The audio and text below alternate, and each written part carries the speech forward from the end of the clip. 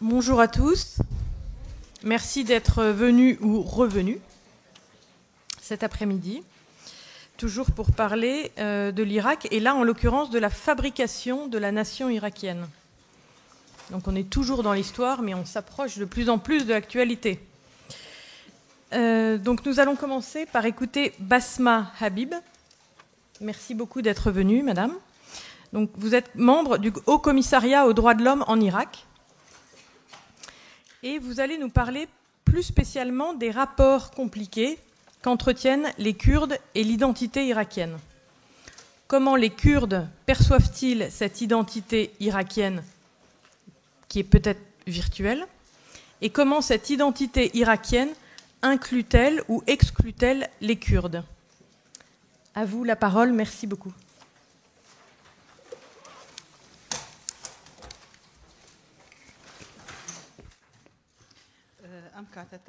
Bonjour, je suis content, heureuse d'être ici. J'essaie que ma présence soit résumée, courte, parce que c'est après le déjeuner. Je n'essaie pas de prendre beaucoup de temps. D'après moi-même, avant que j'entre dans le sujet, je veux dire que au commissariat aux droits de l'homme en Irak, je suis responsable de la violence en Irak. Je pense que c'est un des sujets les plus importants dans le monde entier, et notamment en Irak. Ça, c'est un des sujets, c'est un des facteurs. C'est la troisième recherche que je fasse. C'est sur le kurde, parce que je suis kurde moi-même. Je parle du sujet de l'identité. Ça ne concerne pas que les Kurdes, mais toutes les communautés en Irak. Ils ont ce problème, l'identité nationale en Irak. L'identité en Irak, c'est très particulier en Irak. Si on regarde l'identité religieuse, l'identité nationale a beaucoup d'influence, impact, et les gens ils vont vers plus cette identité plus qu'aller vers l'identité nationale. On parle des facteurs et ça revient.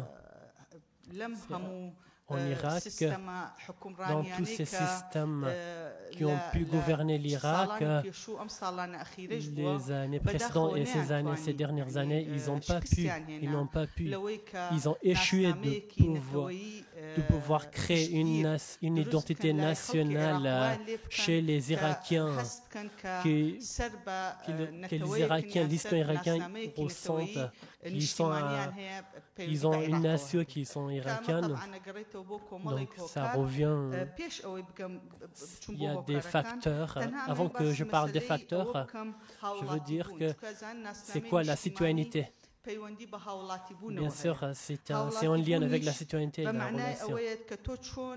La citoyenneté, c'est comment vous pouvez être membre correct, égal, et tout le monde a les mêmes droits. Comment tout le monde pourrait avoir les mêmes droits et que personne ne sente l'indifférence avec d'autres communautés, d'autres tribus. Il faut pas se sentir différent avec les autres, peu importe les facteurs religion, nation. C'est pour ça l'identité, c'est un ressentiment. Ils vont en avoir. Malheureusement, en Irak, ce n'est pas ce ressentiment en Irak de l'identité. Comme ça, ma recherche, c'est sur le kurde. Donc, ils n'ont pas pu créer ce ressentiment chez les Kurdes. Il y a beaucoup de facteurs. Juste maintenant, j'appuie sur quelques facteurs parce que le temps ne permet pas de tout aborder. c'est l'après-midi. C'est pas de prendre beaucoup de temps. Vous savez, un des facteurs, c'est le facteur historique. Les Kurdes, ils n'ont pas pu une bonne expérience avec le gouvernement, avec l'État en Irak. Je ne parle pas de l'histoire, je reviens vers pas longtemps. Je parle de le régime bassiste, par exemple, ou particulièrement à l'époque de Saddam Hussein. On voit les Kurdes, ils ont toujours rencontré beaucoup de problèmes, ils ont été massacrés, réprimés, massacrés. Des milliers de Kurdes faillis ont été génocidés. Beaucoup de Kurdes, ils ont été envoyés vers l'Iran. 8000 Barzani, ils ont été massacrés. L'Anfal aussi, vous connaissez, je pense, c'était en 88, le régime bassiste a fait plus de 182 000 personnes kurdes ont perdu leur vie, ont été massacrés. Ils ont été mis dans les tombes, dans les cimetières, en coma. Et après 2003, après la chute de Saddam, on essaie de retrouver ces tombes. Après le bombardement de la ville Al-Abja par le gaz chimique, le déplacement des Kurdes vers les villes arabes en Irak. Moi, je viens de Khanaqin, alors que j'ai jamais vécu à Khanaqin, parce qu'on a été envoyé vers d'autres villes. On n'a jamais vécu à Khanaqin. Ça, c'est un des ressentiments que le fait que je me sens pas d'être irakien, je pense pas être citoyen de l'Irak. Et je pense que c'est le citoyen numéro 2. Donc, il y a beaucoup de problèmes, il y a beaucoup de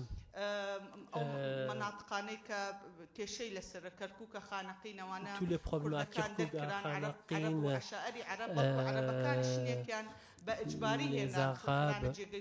les Arabes aussi, ils ont été envoyés vers les Kurdes. Il y a beaucoup de crimes. Donc, un des crimes que les Kurdes n'ont pas pu avoir ce sentiment d'avoir une identité nationale irakienne qui appartient à l'Irak. C'est un des facteurs. Deuxième facteur, c'est la langue. La langue kurde, c'est un composant particulier, c'est une langue indo-européenne, c'est différent de l'arabe, c'est deux familles différentes. Mais avec ça, cette langue, la langue kurde, dans la constitution irakienne en 2005, ça a été reconnu par l'État dans la constitution, c'était reconnu par l'État irakien. Avec ça, il fallait tous les papiers, tous les documents officiels en Irak auraient dû être en kurde et en arabe, à côté de l'arabe. Mais partout, dans toutes les plateformes, tout le temps, partout, quand il y avait un arabe, il fallait avoir des interprètes en kurde, et le kurde a toujours à côté il aurait dû toujours être à côté de l'arabe. Mais si on parle de l'application de la Constitution, ça a été ignoré et abandonné par l'État irakien. Je peux dire que le seul endroit, on voit la langue kurde, c'est l'Assemblée nationale irakienne, c'est marqué en kurde, l'Assemblée nationale, c'est au Parlement irakien. Mais en même temps, si on parle de la région Kurdistan, même au Kurdistan, la langue arabe aussi a été abandonnée aussi. La nouvelle génération qui viennent après les années 91, la plupart d'entre eux, ils parlent pas arabe, ils savent pas la langue arabe. C'est un des problèmes majeurs que ces deux nations, ces deux communautés, ils se sont pas rapprochés. Il n'y a pas un rapprochement entre eux, il n'y a pas un lien pour avoir un lien, une relation avec l'autrui. Il faut connaître la langue de l'autrui, mais Donc, à cause de l'absence de ces deux langues chez les Kurdes et chez les Arabes, même si on parle de l'éducation, dans le système éducatif, la langue kurde est absente, n'est pas présente.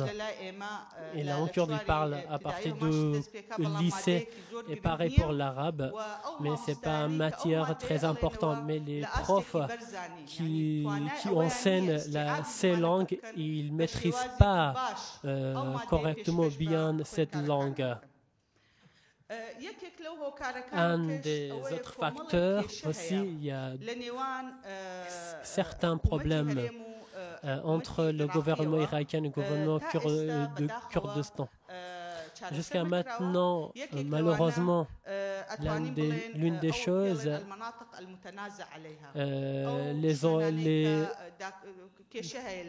les endroits, les villes qui ont des problèmes entre l'Irak et le Kurdistan. À l'époque de Saddam, de bassiste, il y avait le déplacement, c'était le problème de démographique. Les Arabes et les Kurdes ont été déplacés et après la libération de l'Irak, les citoyens, ils ont demandé, ils ont revendiqué de retourner chez eux parce qu'ils ont des biens, des maisons, des familles là-bas. Et à l'époque, quand ils ont dit que Saddam c'est fini, il est parti, maintenant c'est notre droit, on a le droit d'avoir nos biens, de retourner chez nous. Et c'était l'une des articles, c'était l'article 240 sur 40 dans la Constitution. Il devait être appliqué. Il y avait trois niveaux. Premier niveau, c'était l'application. À l'époque, quand ça a été fait par le Saddam Hussein, le déplacement, il devait que les gens soient retournés chez eux. Et après, une fois les gens seront retournés chez eux, les problèmes de viande a été. Et après, c'était un recensement. Deuxièmement, c'est un recensement pour savoir les Kurdes, connaître le nombre des Kurdes, des Arabes, toutes les communautés dans ces endroits, des villes. Et après, c'est un référendum. C'est un référendum pour savoir les gens qu'est-ce qu'ils veulent. Et les gens, ils décident eux-mêmes qu'est-ce qu'ils veulent dans ces provinces qui avaient des problèmes à l'époque de Saddam. Et d'après la constitution irakienne, il fallait en 2007 ces niveaux devaient être appliqués, réalisés, mais jusqu'à maintenant, on est à la fin de 2019, ça n'a pas été appliqué, réalisé ces problèmes-là. C'est toujours les mêmes problèmes, mais le seul problème, c'est le problème politique. Et il n'y a pas une envie chez le gouvernement irakien, l'État irakien, parce que apparemment, vraiment, certaines régions, certaines de ces villes soient retournées chez les Kurdes. Ce sont des villes kurdes et l'État irakien, il n'a pas envie, il ne veut pas faire, il ne veut pas réaliser, il ne veut pas que cet article dans la Constitution soit applicable. Et il n'a jamais proposé, l'État irakien, il n'a jamais proposé, il n'a jamais présenté son envie pour appliquer cet article. Une des choses aussi, c'est le média. En Irak, à peu près, il y a 400 chaînes de médias. Malheureusement, si je vous dis, j'exagère pas, si je dis que ce ne sont pas des professionnels ni indépendants, ces chaînes-là. Ce ne sont pas ni indépendants ni professionnels. On sait bien que chaque chaîne, chaque média appartient à un parti politique, Malheureusement, on sait qu'ils ne sont pas indépendants, ils ne travaillent pas d'une façon professionnelle. Il y a une absence chez le média irakien. Même si les chaînes qui parlent en kurde Il n'y en a pas. Juste les chaînes en Kurdistan irakien qui parlent en kurde, mais en Irak entier non. Et au Kurdistan irakien, il n'y a pas des chaînes en arabe, sauf la chaîne NRT. Lui aussi, cette chaîne, ça aussi, il travaille pour un parti politique. En 2007, le gouvernement irakien, ils ont décidé d'ouvrir un média en arabe, une chaîne en arabe et en kurde. Et ça, c'était un bon pas, un bon développement. Et c'était une chaîne de l'État irakien indépendant et en kurde en arabe. Et à la fois indépendant et que c'est en deux langues, en arabe et en kurde. Ça aurait un bon pas, un bon développement. Mais malheureusement, cette chaîne, c'est juste, ils parlent de sujets arabes, sur les problèmes en arabe, mais ils parlent en kurde, mais c'est le sujet, ils se concentrent sur les sujets de l'arabe, des arabes en Irak, pas des Kurdes, pas la cause des Kurdes. Mais les sujets qui se proposent, qui présentent dans la chaîne, c'est sur le sujet des Arabes, pas kurdes. Donc on ne sait jamais. Cette chaîne, elle ne sait pas du tout qu'est-ce qui se passe au Kurdistan. Elle ne suit pas la cause kurde ni les événements qui se passent au Kurdistan. Quelques années, on avait des crises économiques au Kurdistan. Quand on avait parlé de ça en Irak, à Bagdad, ils ne savaient pas du tout. Ils n'étaient pas au courant de ces sujets. À la fois, certains sujets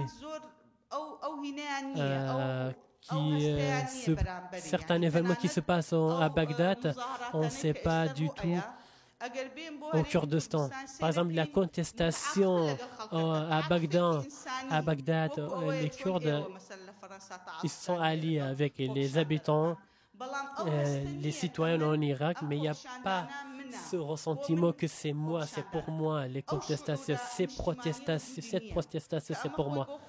Il n'y a pas ce ressentiment national, un des facteurs qui a l'absence de ressentiment national. J'ai encore 2 minutes, je parle tout de suite. Les résultats. Il y a des solutions. Première, le système éducatif, c'est important. L'éducation dans le système irakien et kurde aussi, c'est important. Il faut que le gouvernement régional Kurdistan se concentre sur les deux côtés. Il faut connaître l'histoire, par exemple, de toutes ces provinces en Irak, chez les Kurdes, chez les Arabes. Il faut avoir des conseils, des commissariats afin de travailler pour résoudre ces problèmes qui n'ont pas encore résolus. Il faut avoir plus d'importance de la langue kurde. Il faut qu'on travaille sur le média. Il faut avoir des gens experts professionnels dans ces médias qui travaillent. Il faut absolument travailler sur la culture de dialogue, de négociation, de discussion, que malheureusement chez nous encore, ça n'existe pas. Par exemple, on habite traditionnel kurde, si on va à Bagdad, un kurde avec une habit, c'est étrange. Pareil pour un arabe, s'il vient avec l'habit traditionnel arabe, au Kurdistan, c'est étrange, c'est bizarre. Il faut supprimer ces cultures-là. Mais pour résoudre ces problèmes, il faut parler de 2 choses. C'est quoi les obstacles? Il y a 2 obstacles très importants, il faut parler. C'est l'envie politique, le premier. Il faut avoir une envie politique, une vraie envie politique chez le gouvernement irakien et kurde aussi. Parce que malheureusement, ce problème, il exploite pendant l'élection, la campagne électorale, les deux, il utilise cette envie dans la rue pour avoir plus de problèmes, pour gagner plus de votes. Alors que c'est un des problèmes, il faut travailler là-dessus. Merci. J'ai oublié l'autre. Merci. Merci beaucoup. Merci beaucoup aussi de votre effort de synthèse. Et alors, c'est parfait parce que vous avez fait une admirable transition avec l'intervention que nous allons entendre maintenant, qui est celle de Emin Aziz. Bonjour monsieur, merci beaucoup d'être venu. Vous êtes maître de conférence à l'université de Koya, près d'Erbil, et chercheur associé au Centre de sociologie de l'Irak, que dirige Adel Bakawan. Et justement, vous avez... Et chercheur à Dabran. Et vous avez travaillé pour nous aujourd'hui justement sur le système éducatif irakien, depuis l'installation du roi Faisal en 1921 jusqu'à aujourd'hui, et plus particulièrement sur la manière dont il a contribué ou non à la fabrication d'une identité irakienne. À vous. Merci beaucoup.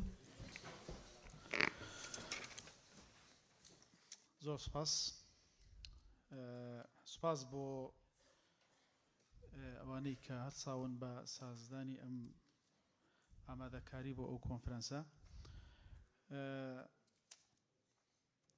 بابەتەکەی من بابەتێکی یەکێکە لە بابەتە هەستیارەکانی بەگشتی خۆرهەڵاتی ناوەڕاست و بە تایبەتی عێراقیش کە بریتیە لە پرسی پەروەردە. پرسی پەروەردە و پەیوەندی نێوان پەروەردە لەگەڵ شوناسی نیشتیمانی لە عێراقدا.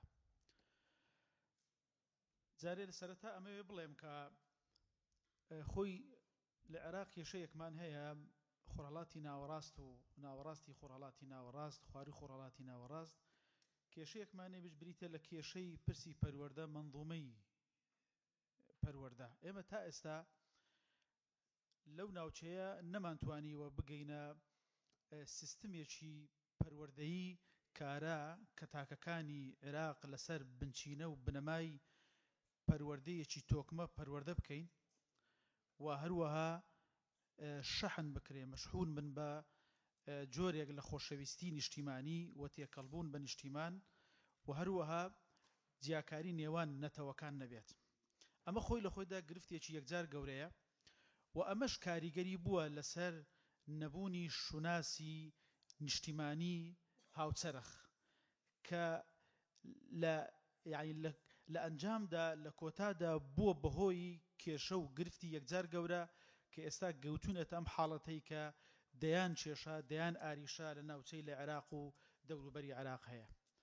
ئەگەر من تۆزێ بگەڕێمەوە بۆ دواوە ئەو کێشەیە کە ئێستا هەیە ئەو گرفتەی کە ئێستا هەیە کە تا ئێستا نەیتوانیوە هەستی نیشتیمانی یان ناسنامەی نیشتیمانی بە شێوازێکی جوان دەوری نەبووە لە تۆکمەبوونی منزومەی پەروەردە یان پەروەردەش وەکو پێویست دەوری نەبووە لە دروستبوونی یان بەهێزکردنی ڕەگ و ڕیشەی ناسنامەی نیشتیمانی بۆ تاچی عێراقی. تۆزێ بگەڕێمەوە ئەمە دەگەڕێتەوە سەر سەردەمی عوسمانیەکان ئەگە بڵێم زیاتر دوای ئەوەی یعنی 600 ساڵ حکومیان کرد و چەندین ساڵ زیاتر لە 200 ساڵ لەو ناوچەیە کاریگەریان هەبوو بە ئەمە بە سیستەمێکی سونی. بۆیە باسیەوە کەم چکە دواتر ورتر لەسەر ئەو نقطەیە قسە ئەکەم کە ئەڵێم سونی چکە ئەم تێرمەی ئەم سیاسەتەی ئەم حکومڕانیەی ئیمپراتۆرەتی عوسمانیەکان لە ناوچەکە سونی بوو تەنها مەزهەبی نەبوو بەڵکو سیاسیش بوو و هەروەها ئابووریش بوو و هەروەها سۆسیۆلۆژیش بوو. ئەمانە هەمووی کاری کردە سەر حکوومەتە یەک لە دوای یەکەکان و جیلە یەک لە دوای یەکەکانی عێراق. پاشان لە ناوچەکە دوای ئەوەی کە بەریتانیەکان هاتن بۆ ناوچەکە زیاتر لە بینی 40 بۆ 50 ساڵ حکومڕانی ناوچەکەیان کردوەکو ئینتیداب عێراق کەوتە ژێر ئینتیدابی بەریتانیەکان لە هەوڵی ئەوەدا بوون کە کۆمەڵی قوتابخانە هەتا زانکۆ هەتا پەیڕە و سیستەمی پەروەردە بۆ عێراق بێنن بەڵام تووشی کۆمەڵێک گرفتی یەکجار گەورە هات. سەرەتا هەوڵیاندا لە ڕێی کۆمەڵێک توێژەری بەریتانی وەکو فاول هێنری کەلن ڕایلی مێجر سمز و غیری ئەمانەش لە ڕێگەی توێژەرەکانی خۆیان و سۆسیۆلۆگەکانی خۆیان و هەندێک لە سیاست مەدار شارەزایەکانی خۆیان هەوڵی ئەوەیاندا کە سیستەمێکی پەروەردەیی جوان بۆ عێراق بێنن تا بەڵکو جێماوەکانی عوسمانیەکان لە ناوچەکە کەم بکەنەوە. بەڵام لەوەشە ئەوان سەرکەوتو نەبوون وەکو پێویست. کۆمەڵێک قوتابخانەی زۆر لە عێراق لە سەردەمی بەریتانیەکان دروست بوو و چەندین سیستەمی جوانیان هێنا، چەندین پرۆگرامی جوانیان بۆ ناوچەکە هێنا، بەڵام تووشی گرفتی زۆر بوونەوە لەبەر ئەوەی چونکە بۆ ماوەیەکی یەکجار زۆر ئەو ناوچەیە عوسمانەکان تیایدا حکومڕان بوون و عوسمانیەکانیش لە ململانێ بوون لەگە سەفەویەکان. بەشێک لە ناوچەی عێراق کەوتو بۆ ژێر کاریگەری منهەجیەتی سەفەویەکان، تەشەیوع، منهەجی تەشەیوع، و بەشێکی زۆری جنوبی عێراقیش کەوتو بۆ ژێر کاریگەری سونیەکان لەبەر عوسمانیەکان، کەواتە یعنی زۆر محاولەی ئەوەیان کرد کە هەوڵ بدەن شوناس نیشتیمانی بێ، نەک شوناس ئاینی بێ، نەک شوناس عەرەبی بێ، بەڵام وەکو پێویست ئەوان نەیانتوانی تێیدا سەرکەوتوو بن. تووشی کارەساتی گەورە هاتن لە بەرامبەر ئەوەی کە ئەو تێڕوانینەی ئەوسای عێراقیەکان و ئەو جیلەی ئەوسای عێراقیەکان بە شێوازێ پەروەردەکرابوون کە لادان لە سنیبوون یان لە مەزهەبە سنیەکان یان لە مەزهەبە شیعیەکان ئەو کاتە هەر چەندە تۆزە کاریگەری ئەوسای کەمتر بوو شیعەکان، بەڵام لادان تێیدا جۆرێک بوو لە کوفر. بۆیە ڕوبەڕووبوونەوەی بەریتانیەکان بە ئەرکێکی واجبی ئاینی دەزاندرا ئەوسا لە کاتێکە کە جیلێک نەتەوەیەک پێی وابێ هاتنی بەریتانیەکان بۆ ناوچەکە داگیرکارە و ئەوش لە سەرەتی ڕوبەڕووی بێتەوە دەری بکە، تەمان چۆن ڕەنگا پێدەدا ئەو منهەجەی کە بەریتانیەکانیش بێ بۆ ناوچەکە ناتوانن منهەجەکە وەرناگرن و تەکەیوفی لەگەڵ ناکەن. بۆیە لە ئانوساتی دانانی لە 1921 بۆ 33 دانانی مەلیک فەیسەڵ و هاتنی مەلیک فەیسەڵ بۆ وەک مەلیکی عێراق دوایەوە دیاریکرا، ئەمە دەرفەتێک بوو بۆ بەریتانیەکان تا لە ڕێی مەلیک فەیسەڵەوە هەوڵی ئەوە بدەن ئەم مەداریسە ئەم منهەجە منزومەیەکی پەروەردەیی، تێڕوانینێکی پەروەردەیی یان شوناسی بۆ ناوچەکە دەستەبەر بکەن و زەمینە سازی جوانتری بۆ بکەن. بەڵام لە ڕێی مەلیک فەیسەڵەوە چەندین قوتابخانەی تر دروست کرا و هەوڵی ئەوە درا چەندین منهەج پرۆگرامی ئەوروپی ئەوسای بەریتانی ترانسلیشنی بۆ کرا، تەرجەمە کرا، هێنرا بۆ عێراق و زیاتر لە 2000 قوتابخانەی تر دروست کرا. بەڵام بە هەمان شێوە ڕوبەڕووی کارەساتی یەکجار گەورە بوویەوە. دووسانیش مەلیک فەیسەڵ وەکو پێویست نەیتوانی لە هەوڵی ئەوە بدا شوناسی نیشتیمانی دروست بکات، واتە نەیتوانی مەلیکی هەموو نەتەوەکانی عێراق بێت و ئەویش لە ڕێگەی ئەو دام و دەستگایانەی ئەوسا کە دروستی کرد و حکومڕانی عێراقی کرد، ئەمیش سەرکەوتو نەبوو لە بەدیهێنانی تێگەیشتنێکی جوانی پەروەردا، بەڵکو یعنی دەتوانم بە جۆرێش کە بڵێم ئەویش نەیتوانی سوود لە ئەو هەوڵانەی بەریتانیەکان بدات، یعنی لانی کەم ئەو تێڕوانینەی بەریتانیەکان بۆ قوتابخانە بۆ پەروەردە بۆ ناوچەکە نەیتوانی وەریگرێت بە شێوازێک تەرجەمەیکە یان سوودی بۆ ببینێ بۆ قوتابخانەکان. ئەمیش لەبەر کۆمەڵێک هۆکار، یەک لە هۆکارەکان ئەمە بوو خۆی زۆر زیاتر خۆشی کەوتو بۆ ژێر کاریگەری و سنی و خود دیدێکی سنی هەبوو و زیاتر سنیەکان بە دەوریەوە نزیک بوون، بەڵام ئەو سنیانەی کە زیاتر ناسیۆنالیست بوون. حتا لە سەردەمی مەلیک فەیسەڵ وەزارەتی معارف چەندجار ڕادگیرا، چەندجار کێشەی بۆ دروست کرا، ئێهتیمامی پێدەدرا، کۆمەڵێک کەسی دادەنا بۆ ئەوەی وەزارەتێک هەبوو بۆ وەندنای وەزارەتی معارف بۆ ئەوەی کاروباری قوتابخانەکان، کاروباری پەروەردە لە عێراق بگرێتە ئەستۆ، بەڵام چونکە دیدەکان جیاواز بوون، چونکە تێڕوانینەکان جیاواز بوون، ململانەی ئاینی و مەزهەبی زۆر بەهێز بوو لەو سایە، هێشتانیش بەریتانیەکان کاریگەریە لە ناوچەکە هەبوو. بۆیە ئەوەی دادەندرا، ئەوەی دەکرایە پەیڕە و نەدەتواندرا بە شێوازە لە شێوازەکان لە ڕووی پراکتیکیەوە کاریگەری و دەرەنجامێکی جوانی بۆ ناوچەکە هەبێت.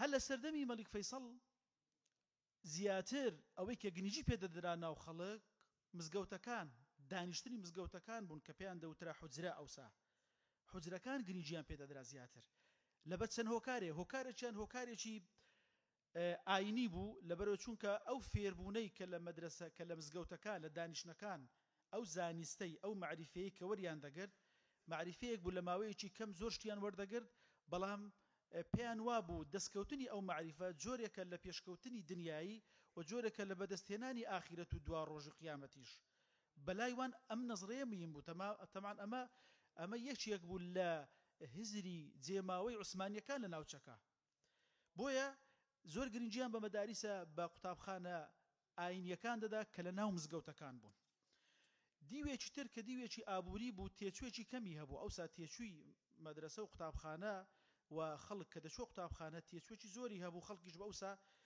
بەشێکی زۆری هەژار بوو و هەروەها ناسەقامگیری باری سیاسی ئەوسا چونکە ئەمساش لە چەندین گروپ و چەندین شۆڕشی جیاجیا لەو سەردەمە ڕوویدا دژی بەریتانیەکان و دەرچوونی بەریتانیەکان لە ناوچەکە و سەربەخۆبوونی عێراق ئەمەش نائارامی سیاسی کاریگەری زۆری خست بۆ سەر نائارامی جێبەجێ نەکردنی تێرمە ئابووری عەفوەن تێرمە پەروەردەیەکان لە ناوچەکە بەڵام هەوڵیدا مەلیک فەیسەڵ هەوڵیدا کۆمەڵێک کەس بێنێت طبعاً بە هاوکاری بەریتانیەکان یەکێ لەوانەی کە زۆر پشتی پێبەست مەلیک فەیسەڵ بۆ دارشتنی سیستەمی پەروەردەی عێراق حوسەری بوو کە لە ساڵی 1880 لەدایک بووە لە ساڵی 1968 کۆچی دوایی کرد حوسەری هەوڵیدا لەڕێی بە هەم لەڕێی بەریتانیەکانەوە دەعم کرا چونکە ئەو کاتێک کە لە فەڕەنسا ڕۆی حوسەری لەگەڵ مەلیک فەیسەڵ هاتەوە بۆ عێراق و کرایە بەرپرسی مەلەفی سیستمی پەروەردە لە عێراق و زیاتر لە 10 بۆ 15 کتێبی دانا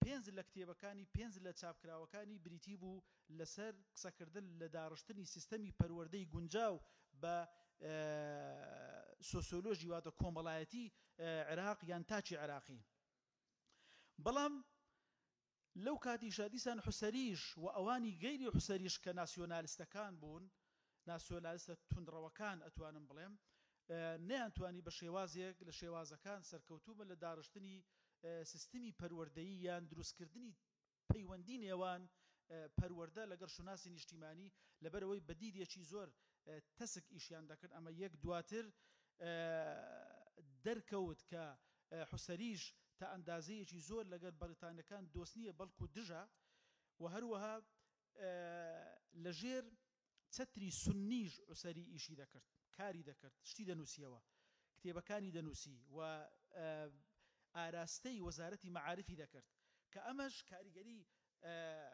نەرێنی خستە سەر ناوچەکە و بە تایبەتی شیعەکان زۆر لەوە ناڕازی بوون و جگەل لە ئەوە جگەل لە شیعەکان پێکهاتەکانی تری عێراقیش بۆ نمونە وەک کورد تووشی گرفتی زۆر هاتن لە مامەڵەکردن لەگەڵ پەیڕە و تێڕوانینی حوسەری بۆ ناوچەکە بۆیە ئەمە خاڵێکی تر حوسەری هەوڵی دەدات تأکیدی لەوە یعنی هەوڵی دەدا وەکو ئەتاتورک چۆن کەمال ئەتاتورک توانی دەوڵەتێکی ناسیۆنالیستی تورکی دروستکە هەوڵی ئەوەی دەدا کە دەوڵەتێکی ناسیۆنالیستی عەرەبی دروستکە تەنها دیدی بۆ عەرەب بێ تەنها لە چوارچەوەی ئوممەی عەرەبی ئیش بکات بۆیە دواتر هەر ئەم مەفهومەش لە سەردەمی کۆماریەکان و بەعسیەکان ئوممە عەرەبیە واحیدە ذات ڕیسالەتین خالیدە لە زۆر چارچەوەی ئوممەی عەرەبی ئیشیان نەکرد هەر بۆیە حوسەریک سەرکەوتو نەبوو لە داڕشتنی سیستەمی پەروەردە بۆ پەیوەندی نێوان پەروەردە لەگە شوناسی نیشتیمانی لە ساڵی 1936 ئەوە بوو دەرکرا و تووشی ناوچەکە تووشی گرفتی زۆر هات و دۆزێک لە ململانی نێوان عشیرەتەکان و تیرەکان و تایفەکان و نێوان مەزهەبی سونی مەزهەبی شیعی گرفتەکان تونتر بوون بۆیە خاڵێکی زۆر گرینگە ئەمەوێ ئیشارەتی پێ بکەم ئەویش ئەوەیە اختیاری دوو مەزهەبی سونی کرا لە ناوچەکە مەزهەبێکیان بۆ خواروی عێراق دیاری کرا کە مەزهەبی حەنەفی بوو مەزهەبێکیان بۆ لای ناوچە کوردستانیەکان دیاری کرا کورد کوردستان کە مەزهەبی شافعی بوو ئەمەشیان سیاسی بوو هەڵبژاردننی مەزهەبی حەنەفی بۆ ئەوە بوو کە سوڵتەی سیاسی هەر کارێک بکە هەر ئیشێک بکە ئەمە دەرچوون نییە لە ئیمان بە تێڕوانینی ئەم مەزهەبە هەر دەسەڵاتدارێکی سیاسی هەر کارێک ئەنجام بدا ئەگەر داپڵۆسین بێ یان کوشتن بێ یان قڕکردن بێ یان لە ناوبردن بێ ئەمە پێچەوانەی دائیرەی باوەڕهێنان نییە دەرچوون نییە لە دین لە ئیسلام ئەم مەزهەبی حەنەفیە ئەمە کرا بەربڵاو بوو و گرنگیان بە مەزهەبە دەدا لەو ناوچەیە و لە سەردەمی مەلیک فەیسەڵی لەوێوە دەستی پێکرد گرنگیدان بە مەزهەبی حەنەفی مەزهەبی شافعیش نێردرایە ناوچە کوردستانیەکان کوردیەکان بۆچی لەبەر ئەوە بوو چونکە هەر کارێک هەر دەسەڵاتدارێک ئەگەر هاتوو هەر کارێکی ناڕەوای ئەنجامدا هەر نادات پەروەرەشی ئەنجامدا ئەگەر خەڵکەکەی لی هەرگەڕێتەوە ئەمە جۆرێکە لە تاوانی گەورە جۆرێکە لە تاوانی گەورە و دەرچوون لە دین بۆیە کوردەکان ئیلزام کران هەر بە دین هەر بە تێڕوانینی ئاینی ئیلزام کران دەبێت گوێڕایەڵی دەسەڵاتی سیاسی عێراق بن و هەروە خۆشیان بەوە ئیلزام کرد لە ڕووی دینیەوە ئەگەر هەر کارێک بکەن هەر قڕکردنێک کوشتنێک لە ناوبردنێک ئەنجام بدەن ئەمە لە پێناوی پاراستنی بەرژەوەندی دەوڵەتی عێراقە سوپاس بە هەموو لایەک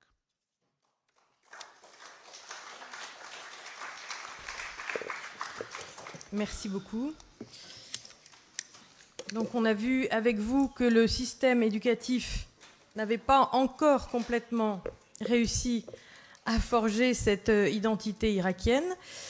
Ensuite, donc avec Adel Bakawan, le directeur du Centre de sociologie de l'Irak, qui est abrité par l'université de Soran au Kurdistan irakien, on va étudier la piste de l'État irakien. Est-ce que cet État a, lui, plus contribué plus aidé à forger cette identité irakienne? Or, il se trouve que vous m'avez dit que vous alliez nous parler de la mythification de l'État irakien, ce qui laisse penser que la réponse n'est pas complètement positive. Autrement dit, vous allez nous aider à comprendre pourquoi, depuis 1921, donc on fait toujours de l'histoire, mais qui éclaire les questions de maintenant, pourquoi les générations de gouvernants qui se sont succédés à la tête de l'Irak n'ont pas pu ou pas su construire une identité nationale inclusive. À vous, Adel. Bon, écoutez, merci beaucoup. Merci, chère amie Anne.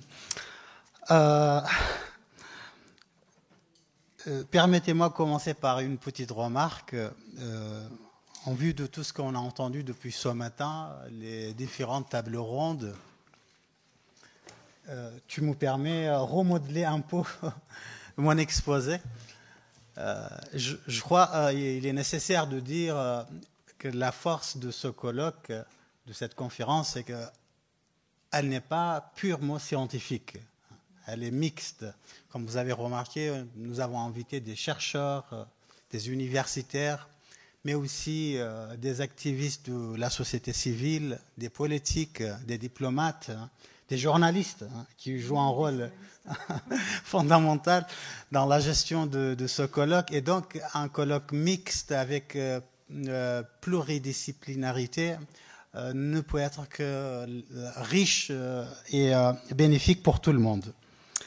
Et lorsque, bien évidemment, on parle de pluridisciplinarité, la diversité des disciplines, on comprend tout de suite qu'on peut avoir des positions divergentes, des thèses, des antithèses.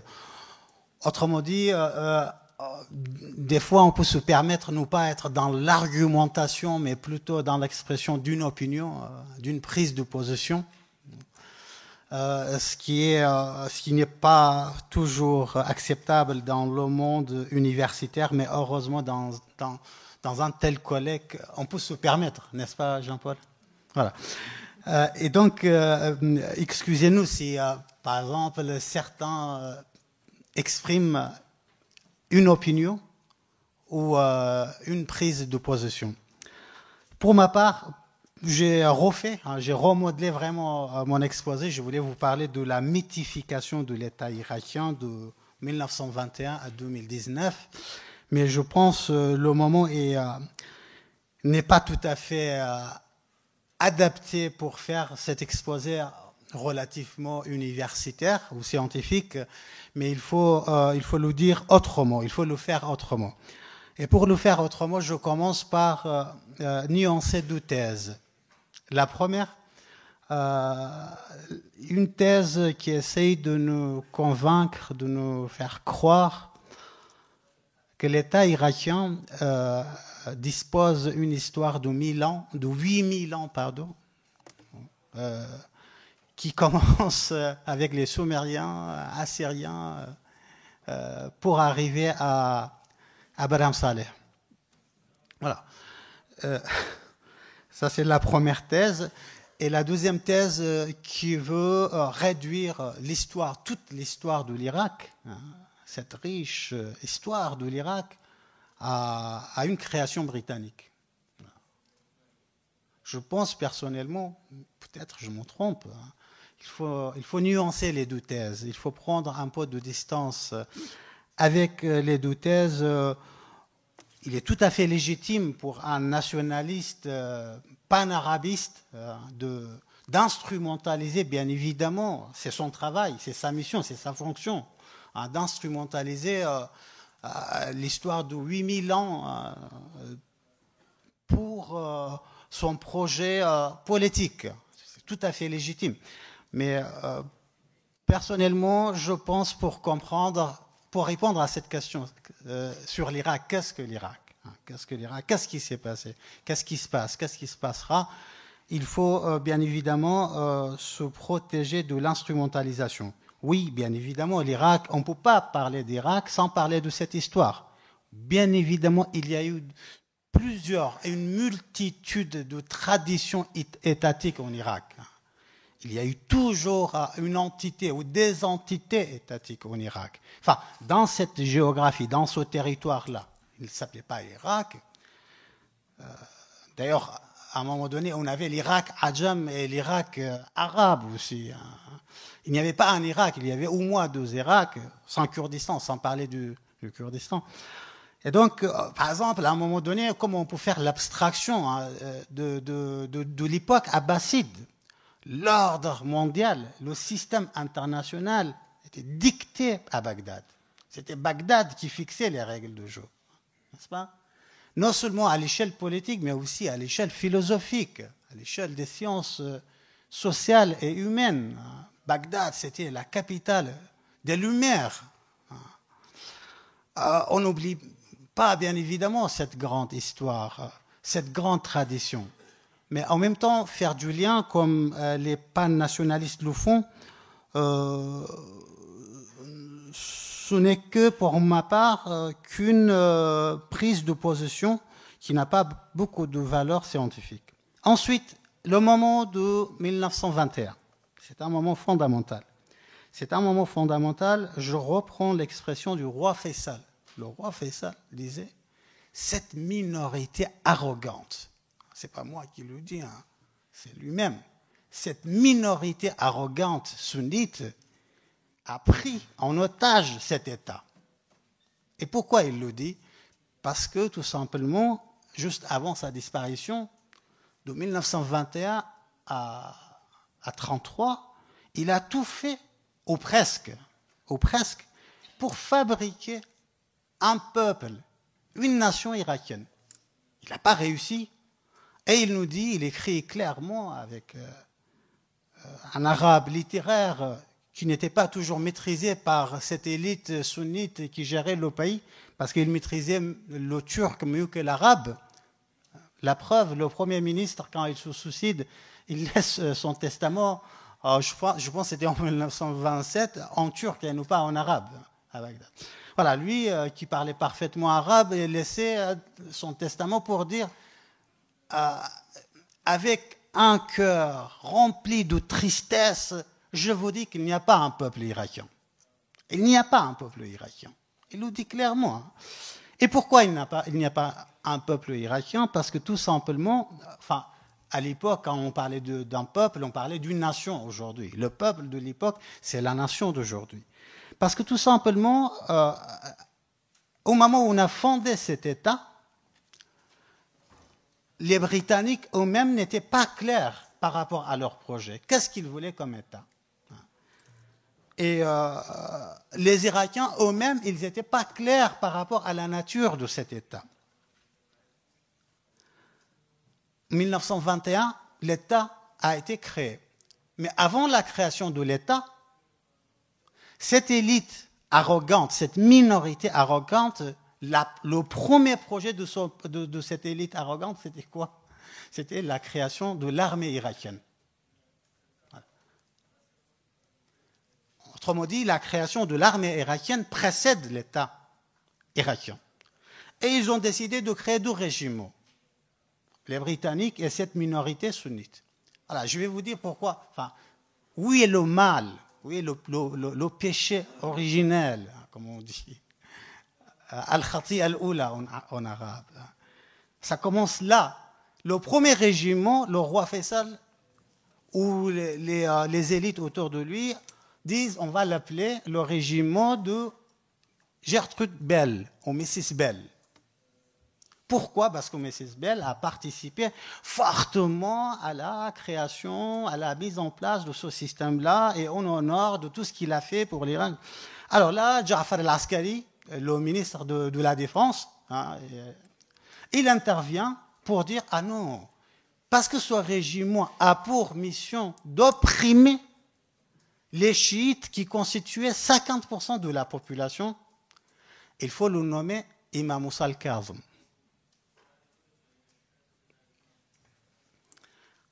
Au nom de Imam Moussa al-Kazm, ce régime-là aura la légitimité d'opprimer le peuple du Sud, autrement dit la communauté chiite.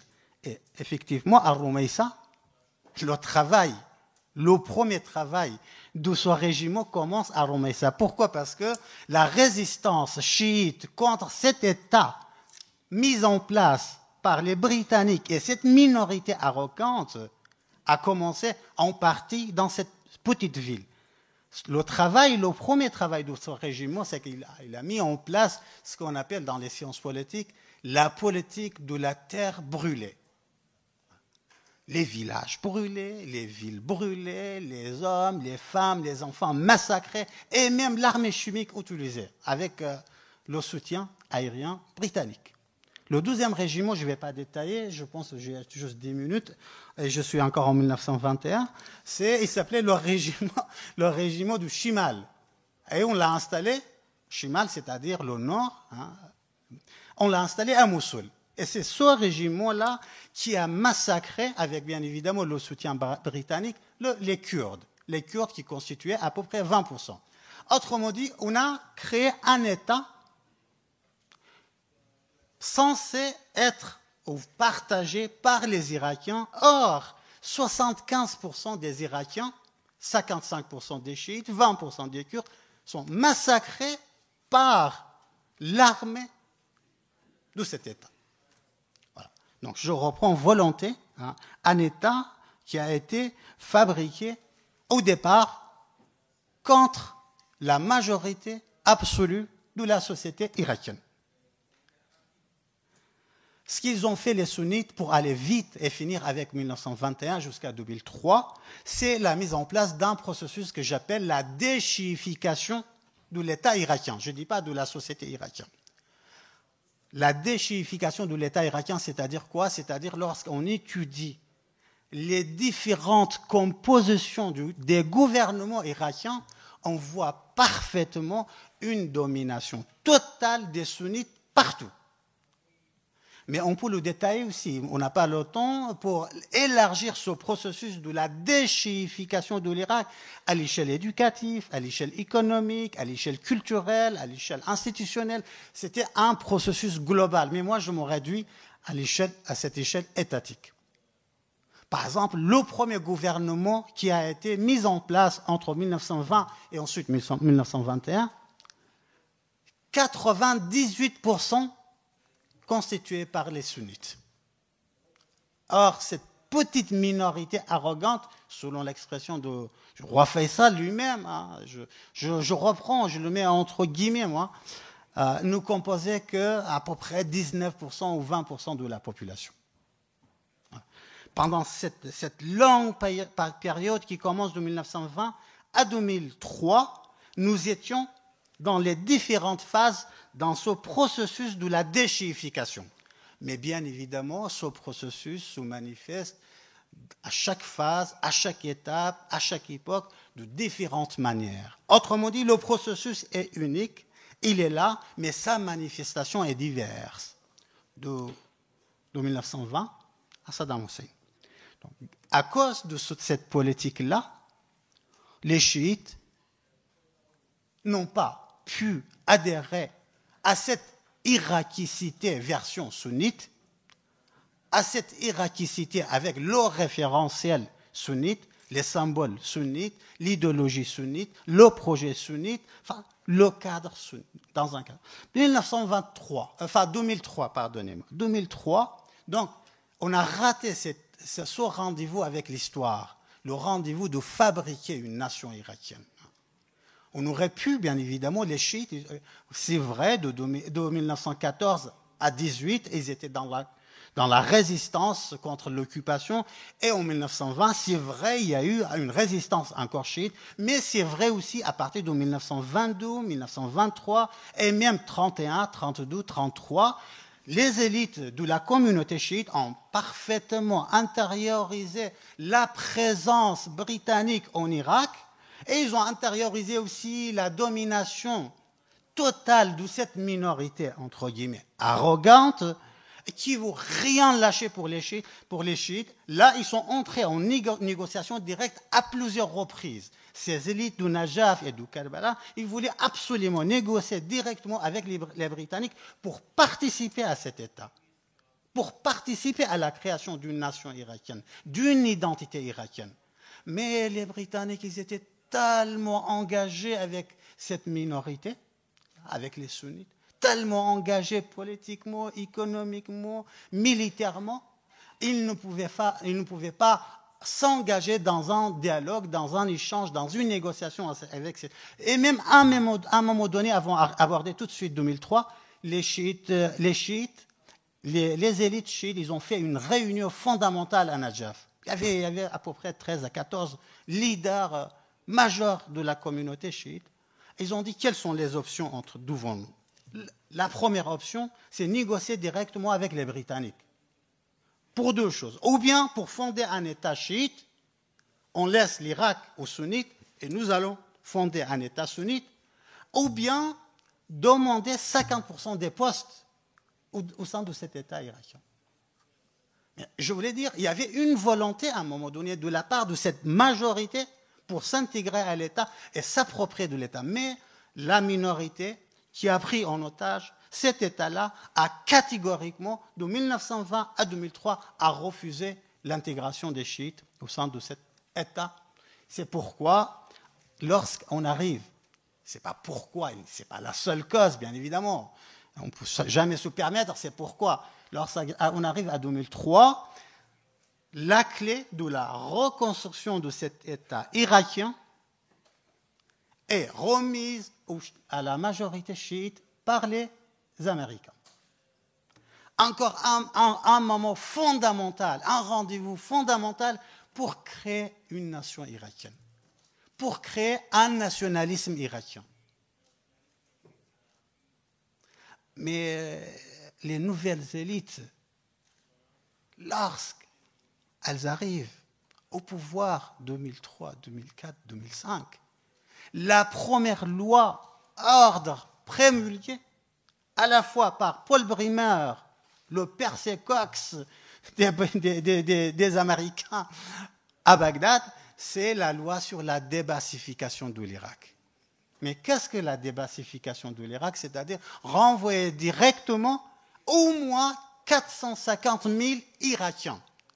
On ne parle pas des Iraniens, on ne parle pas des Saoudiens, on ne parle pas des terroristes, on ne parle même pas je ne sais pas, on parle des Irakiens, les enfants de ce pays-là. 450 000. Seulement, on ne s'arrête pas là.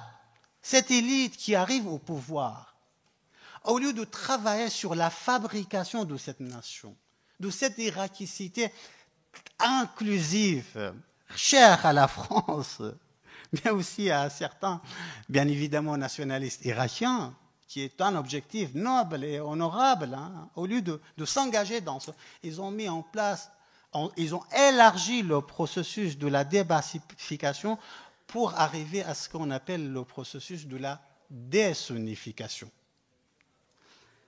Je suis désolé, je ne suis pas là pour prendre une position. Je ne suis ni chiite devant vous, ni sunnite, ni kurde, ni arabe. Je suis juste un sociologue qui constate, qui prend des notes, qui analyse et qui propose un cadre, enfin une grille de lecture. Alors, qu'est-ce que la désunnification? Il me reste 3 minutes? 3 minutes. Une petite minute. Ah, d'accord. OK. La désunnification, Le résultat de la désunification, c'était l'organisation de l'État islamique. 2014, l'État irakien perd le contrôle d'une grande partie. Ce n'est pas la seule cause, bien évidemment. Il faut entrer dans les détails. Mais bon, je n'ai pas de temps. Perd le contrôle de ce grand territoire, le pays des sunnites en Irak. Donc, je m'arrête sur 2003 et la fabrication de l'État. 2014, c'était le contrôle du territoire sunnite. 2017, à cause de la même politique, de l'exclusion, de la marginalisation, de la domination, voire le pouvoir comme un système de domination d'une majorité numérique sur les autres. 2014, la perte de Mossoul. 2017, le référendum de l'indépendance du Kurdistan. Donc, permettez-moi de dire 2 ou 3 mots sur le mouvement de contestation. Souvent, j'entends une définition de ce mouvement, ou parler du mouvement de contestation actuellement en Irak, comme si ce mouvement était une entité homogène, comme si c'était un bloc, comme s'il y avait une direction, un objectif, une mouvance. Mais en réalité, personnellement, je ne vois pas cette mouvance, ce mouvement de cette manière. Personnellement, je pense que ce mouvement est traversé. C'est un mouvement hétérogène. Je ne sais pas comment ils vont traduire le mot hétérogène en arabe et en kurde. Voilà. C'est un mouvement hétérogène, c'est-à-dire quoi? C'est-à-dire qu'il est traversé au moins par 3 acteurs. Le premier acteur, je reconnais, je valide, je signe, c'est la jeunesse, c'est-à-dire cette tranche d'âge entre 12, 13, 14, 21, 22 et 23. Cette tranche d'âge-là, cette jeunesse, cet acteur-là, j'appelle l'acteur de bulldozer. C'est-à-dire quoi, bulldozer? C'est-à-dire, il ne maîtrise que la destruction. C'est-à-dire, là, avec cette catégorie sociale, nous sommes plutôt dans le paradigme d'un mouvement révolutionnaire et non pas d'un mouvement social. Alors, cet acteur-là, rien ne le satisfait. Même le départ de Barham Salah, d'Adel Abdul Mahdi, la dissolution de l'Assemblée nationale, rien. Il y a des causes énormes. Selon notre dernière enquête de Bassoura à Souleymania, 89% des Irakiens n'ont aucune confiance en cette élite-là qui dirige le pays. 89%. Aucune confiance. Donc, les causes sont multiples. Donc, la rupture est consommée entre cette catégorie d'acteurs et ces élites-là. Le deuxième acteur, ce que j'appelle les Lénines sans parti communiste. C'est-à-dire quoi, les Lénines sans parti communiste? C'est-à-dire les professeurs d'université, les chercheurs, les médecins, les avocats, les doctorants, les activistes de la société civile, ils sont tous des intellectuels engagés fortement dans le mouvement de contestation. Et ces gens, ils n'ont pas toujours 14 ou 22 ans. C'est des personnalités, quoi, des professeurs, des avocats. Donc, ils ont un certain âge, une certaine expérience, mais ce sont des intellectuels qui essayent de... Ce que j'ai observé, mais bon, c'est un idéal type à la Max Weber à discuter. Donc, selon cet idéal type, là, il y a la volonté de fabriquer vraiment un mouvement social. Selon le paradigme d'un mouvement social, ils ont déjà gagné. Pourquoi ils ont déjà gagné? Pour plusieurs raisons. J'y vais vite.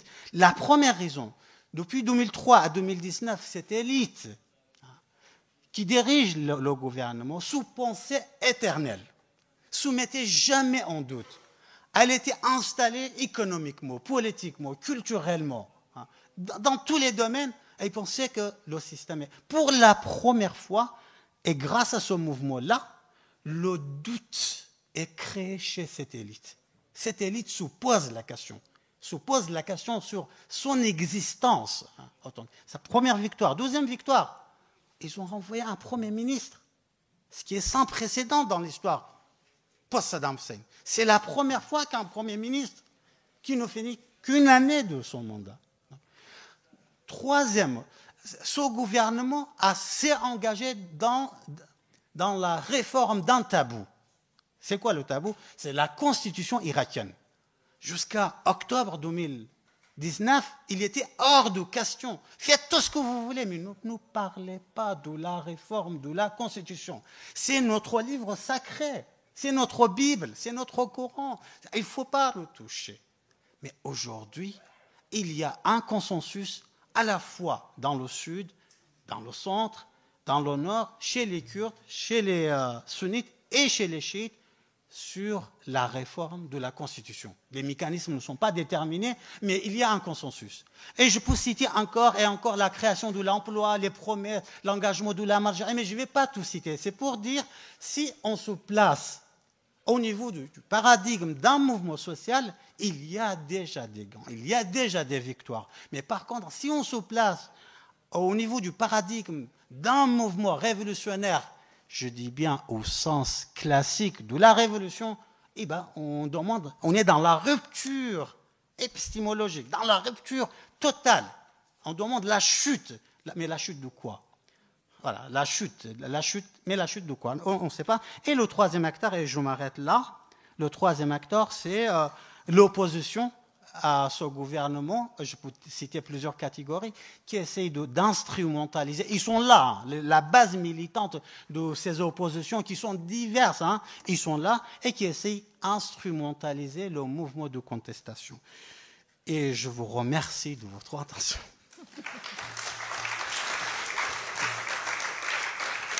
Merci beaucoup, Adel. Vous êtes allé même bien au-delà de ce que vous aviez annoncé. Enfin non, mais pas en temps, en ampleur de l'exposé. Enfin, aussi en temps, mais il vous reste quand même du temps pour les questions. Donc voilà, n'hésitez pas. Et après, on verra à qui elle s'adresse. Soit vous pouvez préciser à qui elle s'adresse, soit sinon on verra entre les interlocuteurs ceux qui veulent répondre. Alors, dans quel sens vous voulez faire ? C'est les micros, il faut que vous vous approchiez de celui-là et vous l'allumez. D'accord. C'est une table ronde passionnante. Elle permet de voir qu'aujourd'hui, malgré tout ce qui se passe, il y a une volonté probablement de créer une nation. Et c'est le titre de cette table ronde. Même si les discours... Adèle, allô ? Tu peux étendre ton micro. Pardon. Même si les discours des intervenants étaient axés sur... on voit bien dans le premier discours que les Kurdes, aujourd'hui, avec leur Kurdistan, ne sentent pas qu'ils sont partis de l'État irakien. Ils disent nous et eux. On voit bien qu'il y a ce clivage fondamental sunnite-chiite, et donc on se dispute 100 ans après, et même après la chute de Saddam Hussein, sur comment construire l'Irak sur la base d'une nouvelle donnée. On voit bien que c'est des tribulations, mais quelque chose émerge. Et merci, M. Bakawan, de nous expliquer un petit peu l'aspect positif de ce mouvement, c'est-à-dire les acquis. Après, il reste encore à poser les fondements. Mais parmi toutes ces minorités qui, aujourd'hui, essayent de prendre conscience, on remarque deux choses. Un, il n'y a pas de contestation des frontières. Alors qu'on a beaucoup parlé de comment les Anglais ont construit cet État dans les négociations. Je prends Mossoul de la France, je mets les sunnites qui dominent les chiites, Basra, on l'écrase, etc. Mais il n'y a pas de contestation des frontières issues de Sykes-Picot. Et je crois que c'est une donnée dans toute la région, pas seulement pour l'Irak. Alors, au sein de ces frontières, comment construire l'État, Et deuxième donnée, de toutes ces minorités dont on parle, j'aimerais bien aussi qu'on parle un petit peu des chrétiens qui restent en Irak.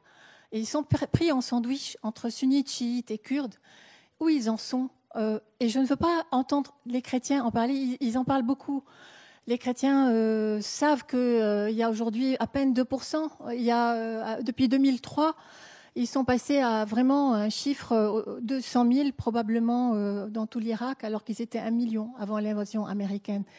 Mais ils ne se sont pas retrouvés, ni avec les sunnites, ni avec les chiites, ni avec les Kurdes. On sent qu'il y a eu des déplacements de population, des massacres, et ils se disent irakiens, c'est des citoyens irakiens. Comment sont-ils perçus par les autres ? Voilà, merci.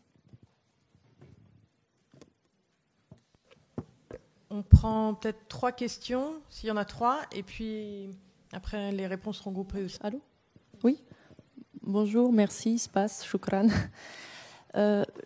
J'ai une question relative à la question du système éducatif, qui, je suis d'accord avec vous, est un élément fondamental de la création d'une nation. Ça a pu être fait de manière un peu brutale, parfois comme en France, hein, où les langues régionales ont été éradiquées par la mise en place d'un système national unique. Néanmoins, effectivement, ça reste un facteur clé.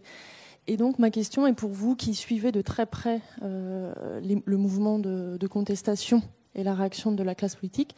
Est-ce que vous avez vu, entendu écho de réflexion sur la mise en place de manuels scolaires adaptés, renouvelés, dépassant ces clivages qui sont souvent confessionnels? Les manuels scolaires sont souvent très liés à la religion, aussi à cause du système éducatif qui est clivé.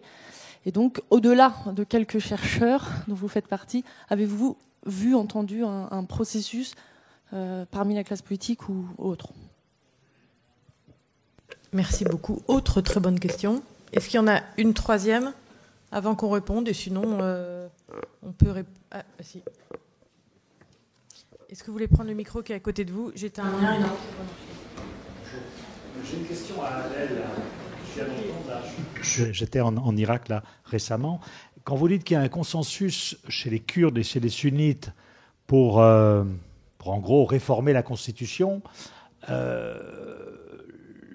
chez la base sunnite et la base kurde peut-être, mais au sein de la direction kurde, est-ce que vous pensez, et chez les sunnites aussi, que vous avez des éléments qui vous permettent de penser qu'ils sont prêts en gros en fait à scier la branche sur laquelle ils ont été assis très généreusement en 2003, parce qu'on n'a pas entendu tellement de dirigeants sunnites ni kurdes dire il faut revenir sur la constitution de 2003 et ce qu'elle nous offre? Alors, peut-être qu'on commence par toi, Adèle, avec donc la question de la contestation des frontières, la question de quid des chrétiens, et puis celle-ci...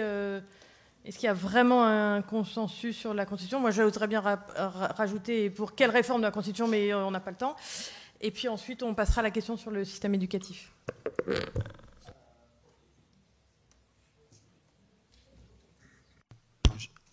Merci. Écoutez, c'est vrai, à un moment donné, il y avait à Bassoura et même à Mossoul une demande forte de fédéralisme, c'est-à-dire élargir le fédéralisme au Kurdistan. Comme vous savez, il y a une entité fédérée, l'élargir à l'échelle irakienne.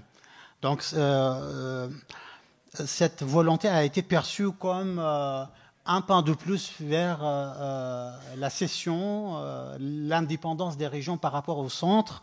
Mais malgré cette volonté-là, j'ai envie de dire, à ce jour-là, les Irakiens ont parfaitement compris la logique des pays du système international, à savoir un Irak uni doit rester pour un moment. Voilà. Pour quand, je ne sais pas, mais à ce jour-là, ils ont bien saisi la logique de la communauté internationale.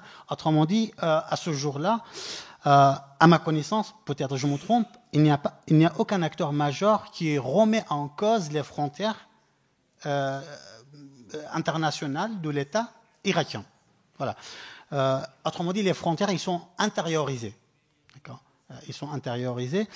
Et ça a été clairement dit pendant le référendum de l'indépendance du Kurdistan, à Paris comme à Washington. Ils ont dit, nous voulons un gouvernement régional du Kurdistan, écoutez bien, fort, mais à l'intérieur d'un Irak uni.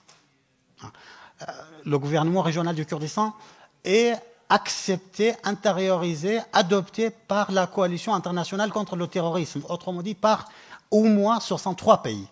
Donc il est considéré comme un allié stratégique.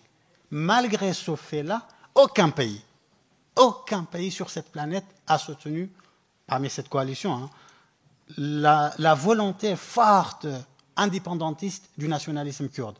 Pourquoi? Parce que tout simplement, ce système ne veut pas, pour le moment, dépasser les frontières qui existent, les frontières irakiennes, et donc intériorisées par les élites irakiennes. Ça, c'est la première. La deuxième question, les chrétiens. Ça dépend de quelle partie de l'Irak vous parlez. Ça dépend de quelle communauté de l'Irak vous parlez, ça dépend de quel acteur, ça dépend de quelle organisation politique. Autrement dit, il n'y a pas une vision irakienne du christianisme ou des chrétiens. Il y a une pluralité de visions. On connaît très bien la vision de l'organisation de l'État islamique, pour une grande partie irakienne. Je ne suis pas dans ce registre qui essaye de mettre en scène les enfants de l'organisation de l'État islamique comme des extraterrestres. Je pense personnellement qu'ils sont les produits objectifs de la situation irakienne. On les a fabriqués. Ils sont tous irakiens, nés en Irak, en grande partie, et ils sont des enfants de ce pays-là. Et donc, on connaît très bien leur vision. On connaît très bien aussi la vision de l'islam politique qui est au pouvoir. N'est-ce pas, l'islam politique version chiite. On sait très bien, c'est désormais connu et reconnu à l'échelle internationale, la place des chrétiens au sein du gouvernement régional du Kurdistan. C'est pour dire, c'est très compliqué de répondre à cette question-là. C'est une question vraiment complexe, mais en même temps fondamentale pour l'existence de cet État irakien, à laquelle on n'a pas vraiment une réponse, mais plusieurs réponses. Pour la Constitution, je sais, on n'a pas beaucoup de temps, n'est-ce pas? La Constitution. Là aussi, on est devant encore une question fondamentale. C'est vrai, au début du mouvement de contestation, la première, la deuxième, voire maximum la troisième semaine du mois d'octobre, il y avait ce rejet, on remarquait ce rejet visible, voire la crainte, la peur des Kurdes de toucher à ce tabou-là, à cette ligne rouge. Mais avec l'ampleur du mouvement de contestation, les 500 morts, à peu près 23 000 blessés, et tout ce qui s'est passé en Irak, là, les Kurdes, comme les sunnites, ils sont convaincus que la réforme, s'opposer à la réforme J'étais au Kurdistan irakien il y a 3 jours, je suis rentré ce mardi-là, j'ai interrogé plusieurs acteurs majeurs sur la question, mais aussi sur l'éventuel retour de Daesh dans les zones disputées, qui n'est pas notre sujet. Alors là, c'est des informations que je vous donne, je te donne, je ne sais pas, on se voit, que les Kurdes ne s'opposeront pas, comme les sunnites, à la réforme, mais il y a des conditions. Bien évidemment, il y a des conditions. Ils demandent des garanties, oui, pour la réforme de la Constitution, mais avec des garanties. Alors, il nous reste 10 minutes pour encore une autre petite salve de questions, s'il y en a. Donc, vous pouvez soit parler avec le micro qui va circuler, soit sinon prendre celui qui est le plus proche de vous. Bonjour, merci pour votre intervention. Ma question s'adresse surtout à M. Bakawan. Donc, vous avez été légèrement coupé dans votre... On n'entend pas? Pourtant, je parle dedans, mais... C'est bon, là? Ok. C'est bon, il est allumé, d'accord. Donc, dans votre exposé, vous avez été légèrement coupé par le temps à la fin. Et vous commenciez à aborder l'opposition au gouvernement qui fait partie des manifestations, qui essaie d'instrumentaliser le mouvement. Est-ce que vous pourriez légèrement développer et expliquer notamment si ce sont si c'est quand même la société civile, si ce sont des milices qui sont infiltrées dans les manifestants, si oui, quelles milices, et voilà. Merci.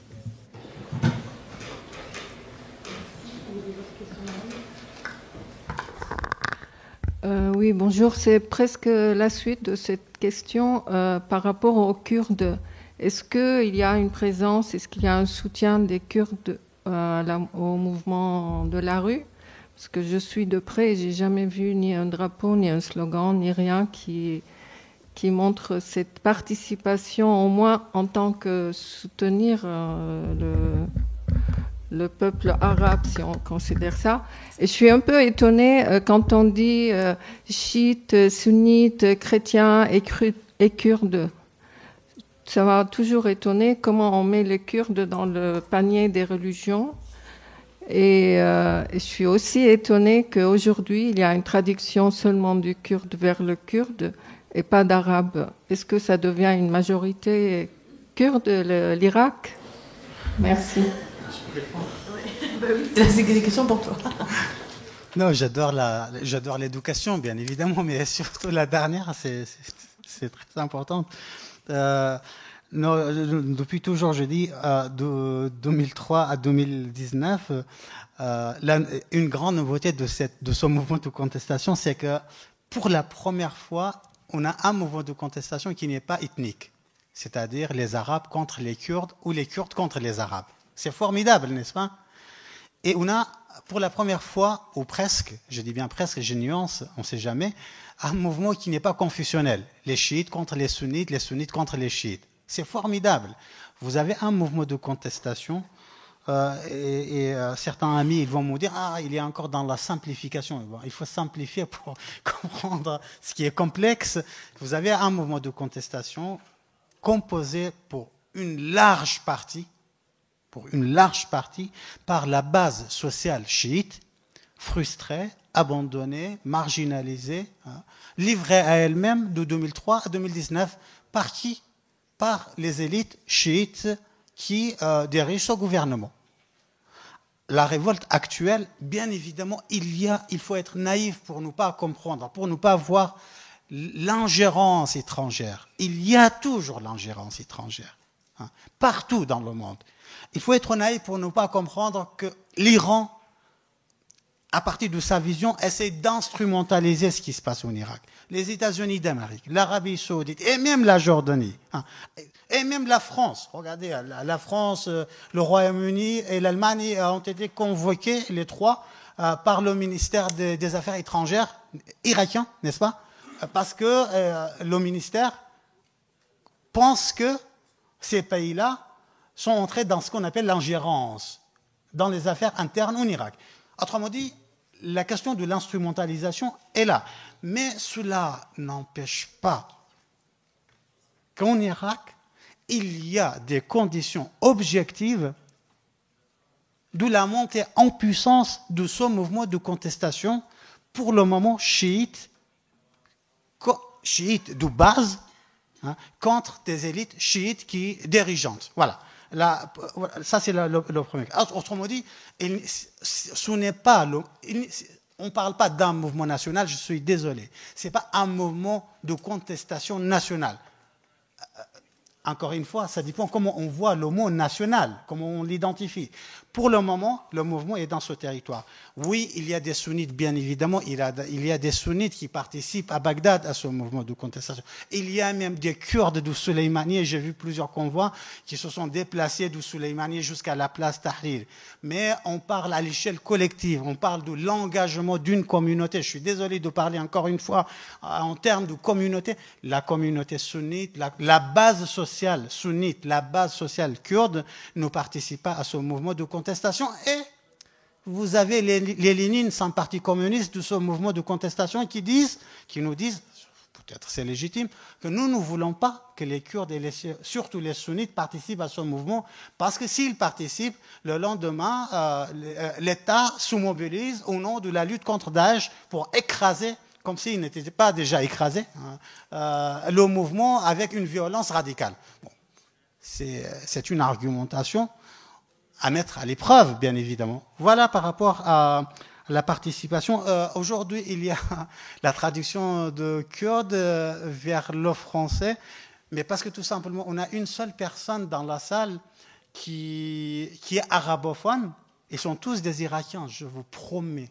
Ils sont tous des Irakiens. Les Kurdes, ils sont tous des Irakiens. Mais on a une Irakienne arabophone qui, voilà. Et elle a un traducteur. Oui, voilà. Et sinon, on n'est pas dans ce registre. Et est-ce que tu peux préciser l'opposition qui, dans les trois catégories dont tu as dit qu'elle composait ce mouvement de révolte, qu'est-ce que peut être une opposition en ce moment, enfin voilà, de quel mouvement tu parles? Oui, apparemment, on a un problème de temps. J'essaye de le dire en une phrase. Normalement, on a fini là. Oui, d'accord, en une phrase. C'est que quand je dis la troisième catégorie d'acteurs, c'est l'opposition. À l'intérieur de cette opposition, il y a l'opposition officiellement reconnue par le système, comme les sadristes, comme les hakimistes, comme le mouvement, le bloc de Haïdar el-Abadi, etc. La base militante de tous ces mouvements-là, ils sont un peu partout. hein, partout, de Bassoura à Bagdad, ils sont dans le... Mais ils ne se déclarent pas tels quels. Hein. Voilà, ça c'est la première branche de l'opposition. Et la deuxième branche, et je m'arrête là, c'est les éléments bassistes. Peut-être ça choque, hein. Ils sont là, c'est une organisation avec des leaders, avec un programme, avec une idéologie vraiment bien organisée. Ils sont là sans le dire, bien évidemment, mais cette opposition, bien évidemment, n'est pas officielle, n'est pas reconnue par le système. Voilà, donc les deux branches de l'opposition essayent de instrumentaliser le mouvement de contestation, chacun selon son programme. La dame. Ah, mais... Peut-être. Juste écouter sa question. D'accord. Au moins. Terrible. Merci. Juste, c'était lorsque vous avez évoqué le problème de l'ingérence étrangère, vous n'avez pas mentionné la Turquie. Alors, je serais intéressée de savoir ce que vous pouvez dire sur la Turquie par rapport au Kurdistan et le reste du pays. Alors, y a-t-il une ingérence de la Turquie? Je réponds pas parce que si je réponds, Jean-Paul, non, mais bien évidemment, l'ingérence de la Turquie est un fait avant le mouvement de contestation, avec le mouvement de contestation et après le mouvement de contestation. Et cette ingérence avec Erdogan s'élargit petit à petit pour dépasser les quelques kilomètres qui se permettent pour arriver à Mossoul. Il l'a dit clairement, il a dit notre but, aller arriver à Mossoul. Bien évidemment, est-ce que les rapports de force à l'échelle internationale ou régionale permettent? C'est autre chose. Sinon, l'ingérence est là. Vous aviez raison, madame, de le souligner. Merci infiniment à tous les trois. Merci infiniment à tous les trois.